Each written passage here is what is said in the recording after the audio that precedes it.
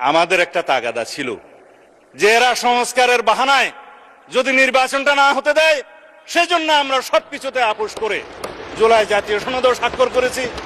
আমরা একত্রিত হয়েছি, সমঝোতা হয়েছে এবং নির্বাচনের স্বার্থে আমরা অনেক কথা বলি নাই। জুলাই জাতীয় সনদের মধ্যে আমরা অনেক কিছুই পেয়েছি, আবার অনেক কিছুই পাইনি, যেগুলো আমাদেরকে একত্রিত হওয়ার ভিত্তিতে করতে হবে। সংবিধানে অনেক কিছু আনতে হবে, যা আমরা সম্মত হয়েছিলাম জুলাই জাতীয় সনদে সেরকম অনেক বিষয় আসেনি। যেমন সংবিধানের 3টা তফসিল, জনাব শেখ মুজিবুর রহমানের ভাষণ সহ সবকিছু সংবিধান হয়ে গেছে মাননীয় স্পিকার। এগুলো আমাদেরকে তো বিলুপ্ত করতে হবে। পঞ্চদশ সংশোধনের সমস্ত তফসিলগুলো 5, 6 এবং 7 তফসিলগুলো আমাদের বিলুপ্ত করতে হবে। একমত হয়েছিলাম, সনদে আসে নাই, একটা বাদ গিয়েছে।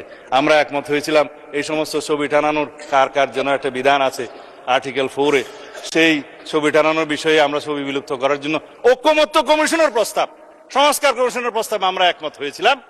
কিন্তু সনদ যখন স্বাক্ষর করলাম তখন ওইটা নাই, বললো যে 2-1টা বামপন্থী দল নারাজ হয়ে গেছে, এটা থাক। তাই বললাম এখানে যদি আপনারা খুশি করার জন্য সনদ স্বাক্ষর করেন তো করতে পারেন, কিন্তু মাননীয় স্পিকার আমাদের একটা তাগাদা ছিল যে এরা সংস্কারের বাহানায় যদি নির্বাচনটা না হতে দেয় সেজন্য আমরা সবকিছুতে আপোষ করে জুলাই জাতীয় সনদেও স্বাক্ষর করেছি। আমরা একত্রিত হয়েছি, সমঝোতা হয়েছে এবং নির্বাচনের স্বার্থে আমরা অনেক কথা বলি নাই। যখন অবৈধ এই যে আনকনস্টিটিউশনাল এক্সট্রা কনস্টিটিউশনাল অর্ডার একটা প্রেসিডেন্ট জারি করলেন, আমরা ফুল বডি স্ট্যান্ডিং কমিটি আমরা প্রেস ব্রিফিং করে গুলশান অফিসে বলেছি যে বিএনপি এবং অন্যান্য আমাদের সাথে যারা আছে যুগপৎ আন্দোলনে, তারা আমরা কেউ জুলাই জাতীয় সনদের বাইরে অন্য কিছু মানতে রাজি না। রেকর্ডেড আছে, ভিডিও আছে, প্রেসে আছে, সব জায়গায় আছে, ঘোষণা আছে। আজান দিয়েছে মাননীয় স্পিকার, আপনাকে ধন্যবাদ।